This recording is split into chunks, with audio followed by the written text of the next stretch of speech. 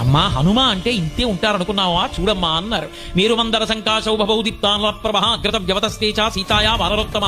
మేరు పర్వతం మందర పర్వతం ఎంత ఉంటాయో అంత ఎత్తున పెరిగిపోయి కాలిపోయిన పెనల్లాంటి ముఖం, బయటికి వచ్చినటువంటి పెద్ద పెద్ద దంష్టలతో నిలబడ్డారు. అమ్మా రామ్మా తీసుకెడతాను.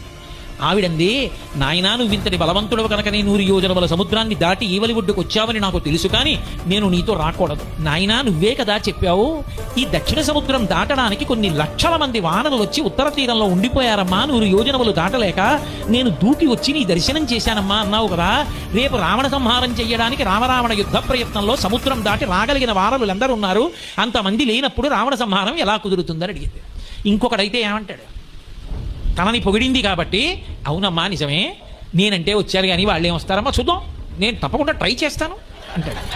అలా మాట్లాడడం తన అహంకారానికి పనికొస్తుందేమో, అవతల తల్లి బెంగ పెట్టుకునే కూర్చుంటుంది. కానీ తను మాట్లాడడం గొప్ప కాదు, తన